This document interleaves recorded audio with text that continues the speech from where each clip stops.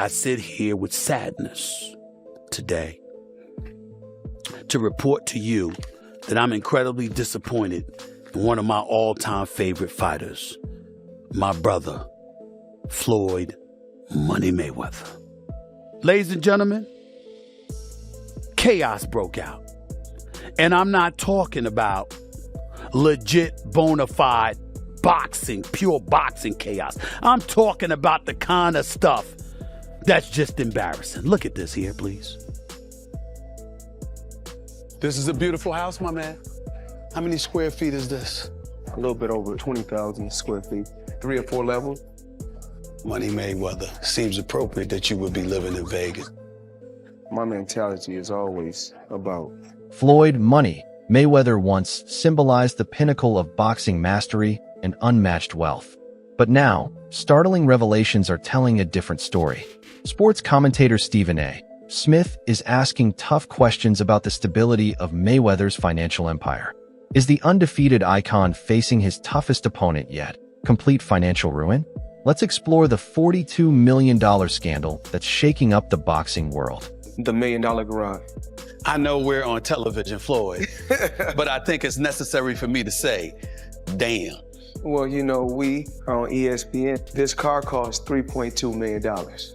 This Bugatti right here costs $1.6 million. It's close to 15 million. You're right, it's close to 15 million. And you don't drive them. For years, Floyd Mayweather crafted his persona as the highest-paid athlete on the planet, regularly flaunting those staggering $100 million paydays whenever he hit the spotlight. Yes, she did. Who got the highest gate? Floyd Mayweather. Who made the most money? You did. Who was the most accurate fighter of all time? You were. So it's basically saying that... The greatest of all time. Okay. But now, a strong voice from the fight world is tearing that image apart. Former UFC title challenger turned analyst Chael Sonnen is dubbing it one of the biggest illusions in sports marketing, suggesting that Mayweather's rumored 9-figure fight paydays could have been nothing more than smoke and mirrors. This phrase, fake news. Yeah. Why is he saying that? What does that even mean? You can trust the news. There's no such thing as fake. People were dressed up as empty seats, and I mean thousands of people. No. I bought my mother's ticket that day. That day, my mother decides that she wants to go to the fight. So I'm in there, and I'm telling the world that this place is sold out because that's what's on the screen. And I go, it's not even close. Yeah. This isn't like, it's pretty much, this isn't, there's thousands of empty seats. That was the first time that in my own life I ever just, wow, fake news is real. Wow. And then Mayweather, they wanted a rematch. They were begging. They were doing more media trying to get a rematch than they did leading into the first match. And the guys that wrote that shit. While Mayweather flaunted luxury watches, private jets, and piles of cash, Sonnen points out that the real financial proof was nowhere to be found. No broadcast receipts. No third-party confirmations, just flashy headlines and plenty of unanswered questions. Whoever puts that press release and sends it out, never has a company that's publicly traded had an executive back those numbers. They're all lies. That raises a tough question. Was Mayweather's empire truly built on solid paychecks, or was it all just hype, ego, and savvy PR? Sonnen isn't the only one ringing the alarm. With lawsuits stacking up, from unpaid jewelry bills to a crypto scam that pulled his name into court, the money brand seems to be hemorrhaging from all sides. Floyd Mayweather was once viewed as the untouchable king of wealth in boxing, the man who turned luxury into a lifestyle and made his nickname more than just a brand. But now, behind the private jets and million-dollar shopping sprees, the cracks are becoming harder to ignore, and they're spreading fast. Is Mayweather broke? No one is saying it directly, but his former rivals are starting to. Even Oscar de la Hoya, a longtime rival who later became a reluctant supporter, couldn't stay quiet. De la Hoya, who once publicly backed Mayweather, recently had to face the harsh reality himself. You have to stop embarrassing yourself with these exhibitions. I know life is hard, I know life is expensive, but come on, dude, put your legacy first. Nobody wants to remember you like this. And it gets worse, your jeweler filed a lawsuit against you in Miami. And many are saying you're gonna have to sell off your assets. I hate seeing this happen, bro. Coming from a promoter who knows both the spotlight and the shadows of boxing's business, De La Hoya's words didn't just feel like criticism. They felt more like a financial farewell. With the ongoing jewelry lawsuit, rumors of seized assets, and a constant stream of exhibition fights. The signs are all pointing in one direction.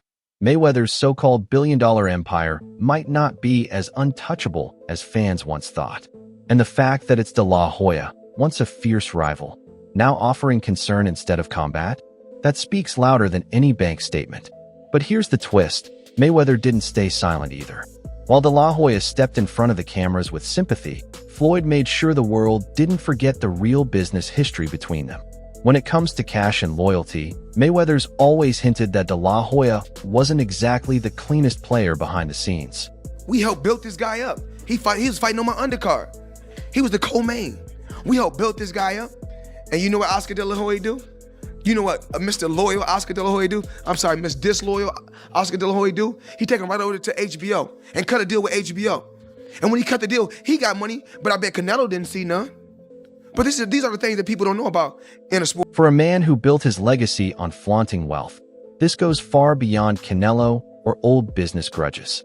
Mayweather seemed to be hinting at a deeper pattern: quiet deals behind closed doors, secret payouts, and financial maneuvers that are now reverberating through lawsuits, unpaid debts, and silent asset sales. And it's not just financial analysts or retired legends calling it out. Fighters from Mayweather's own era, even those who once shared the ring with him, are starting to tear down the image. Logan Paul, who fought Mayweather, is still chasing money he claims mysteriously vanished after their bout. And his frustration? It didn't hold back. I got paid, just not in full. Like a couple million somehow that is just missing. Where did the money go? Floyd said he could afford a Jeff Bezos-sized jet from the money he made from that fight. I ain't got no jet. Dude, I'm missing a couple mil. We're gonna find it, bro. I'll see you in court. The art is happening. Just like, mark my words, we're coming for you, Floyd. We're coming for your millions and the last of your... A court battle, missing millions, and yet another crack in the Money Mayweather brand. What started as a simple boxing exhibition has now escalated into a full-blown financial chase.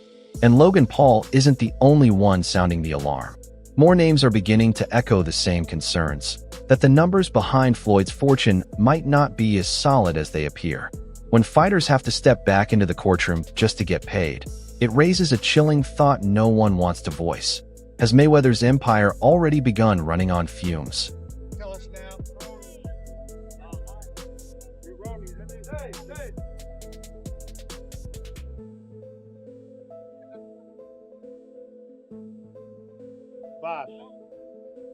But even as Logan Paul pushed ahead with his lawsuit, claiming Mayweather still owed him a cut from their fight, Floyd didn't stay silent. True to his Mayweather style, he flipped the script, placing the blame on the business side of things and dismissing the entire scandal as nothing more than loose change. Right away, just like I'm still collecting checks from fights 7 or 8 years ago. I'm still collecting checks. Why? Because I made smart moves and I'm my own boss. So they hate when a table is turned. You know, look how many years they've been owing us money. But we don't ever trip. So now when the table is turned, they say, oh, you owe us something. Be happy with the biggest payday you ever got in your life. Mayweather's calm dismissal made the lawsuit seem like just another business transaction, but the timing of it told a very different story. With unpaid opponents, jewelers filing lawsuits, and rumors of asset sales, Floyd's financial empire appears to be crumbling under pressure from all angles. No amount of quick thinking can mask the long list of people still waiting for their payout. Logan's breakdown exposes a side of the business most fans never see. For years, Mayweather wasn't just making money in the ring. He was controlling the money around it. From buying up entire ticket sections before they even went public to flipping them for massive profits, Floyd's hustle went far beyond just fight night. He is the promotional arm of his fights. It's why, in part, he makes so much money, because whereas a normal promotional company will take 30%, he is that. And so oftentimes for his fights, before the tickets can go on sale to the public, or like right as they go on sale, he'll buy a whole wing, a whole section, and then he'll sell them at a higher price, marked up, so he can make, you know, like all the floor seats. He takes all of them. All of them, 3, 4, 5x, and it's part of his business. On the surface, Logan admitted that the strategy wasn't illegal or unusual for someone running their own fight promotions. It was simply part of the business. However, he argued that the true issue wasn't the ticket flipping itself. The real problem was that investors were left in the dark, and millions of dollars appeared to vanish once those seats were sold. He had an investor pay $1.4 million in total for this section, and the investor was promised that the seats would sell at I think a 7 to 8x multiple, and he expected a return on his investment. And sure enough, he didn't get his initial investment back. He's strung along. He gets like 100K here and there, strung along, not getting paid. Now his investment allegedly is being rolled into Floyd's alleged fight with Manny Pacquiao, and so the investors being strung along on this thing, and eventually, like us, it's like, yo, we're simply not getting paid in full. Like, we've been fucking dragged along for way too long now, and this guy finally filed a lawsuit against Floyd Mayweather. So that's the one that's actually active and pending. And then here we... What started as a smart business move slowly unraveled into accusations of broken promises, unpaid returns, and now courtroom showdowns. Logan's words highlight a pattern that's becoming impossible to ignore. A growing list of fighters, investors, and partners still waiting for Mayweather to settle up. While Mayweather's public image continues to revolve around private jets and million-dollar shopping sprees, the cracks in his Money Mayweather empire are becoming harder to miss. And this time, the accusations aren't coming from journalists or disgruntled ex-promoters. They're coming from the very people who once shared the ring with him. Logan Paul, who participated in one of the decade's most watched exhibitions against Mayweather, revealed that the real fight didn't end when the final bell rang. It only began after the cameras stopped rolling. And according to Logan, the paycheck he was promised still hasn't materialized. He has not paid me in full. That is a fact. No short way. a few mil, yeah. Wow. Still a few mil. Yeah, oh yeah. Have you been in contact with him? Nah, we're taking this for the court. No, are you being serious? Is this like a Do I look serious, lady? You do. I'm just making sure. I apologize. Really? I'm just... Nah, I'm fucking with you. I'm not fucking with you. Yeah, we're taking it to court. No way. Yeah. Oh my goodness. So, See you in the courtroom. Congrats, you're going to prison, Floyd. The moment Logan's words hit the internet, the illusion of Mayweather's untouchable wealth began to crack even further. This wasn't a bitter promoter or an old rival speaking from the sidelines. This was a man who had shared the same ring, shaken the same hands, and signed the same contracts. Floyd Mayweather, always confident and unapologetically flaunting his lavish lifestyle, continues to remind the world that no matter the public opinion, his success is undeniable. His words stand as a testament to the immense wealth he's amassed and the empire he's built through sheer determination and sharp business acumen. It takes care of everything when everything is okay. I still got my private jets. Let me put an S on that because I got 3 of them. Still got my private jets. I still have all my beautiful homes, still have all my properties everywhere, and still making millions every. These statements go beyond a simple display of confidence. They're a reminder that despite the challenges he's faced both in and outside the ring, Mayweather remains a financial force with a lavish lifestyle that continues to be the envy of many in sports and beyond. While Floyd Mayweather continues to thrive financially and maintain his dominance in the boxing world, not everyone is on board with his recent moves. Critics, including Stephen A. Smith, have been vocal about his decision to take on exhibition fights with non-boxers, particularly the infamous Logan Paul matchup. In Smith's view, Floyd is risking his legendary status by stepping into the ring with people who don't belong there, ultimately devaluing his career.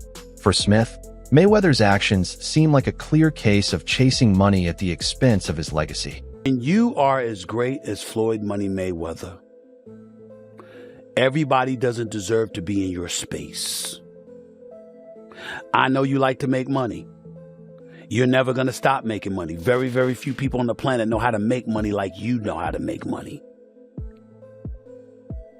But some of this stuff has got to stop. You want to get Conor McGregor in the ring for an exhibition match? All right, that's fine. You know, Conor sold that. It was great marketing. He's not a boxer, but hey, he was a knockout artist in the UFC. I get it. Fair enough. But what I'm trying to say is this. When you're great, when you're elite, not just anybody deserves to be in your pristine space. And what I mean by that is I'm not talking about on the street or anything like that. Boxing is your thing.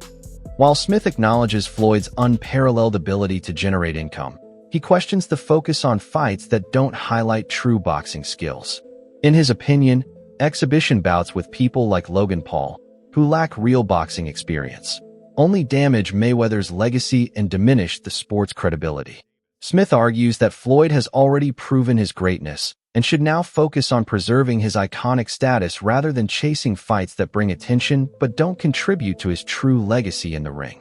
The saying goes, the higher you climb, the harder you fall, and for Floyd Mayweather, that fall may have already begun behind closed doors.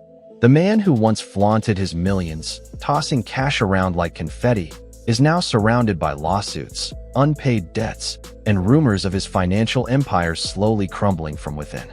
For years, Mayweather painted the picture of being untouchable, the pay-per-view king, the luxury master, and the man who turned boxing into a billion-dollar industry.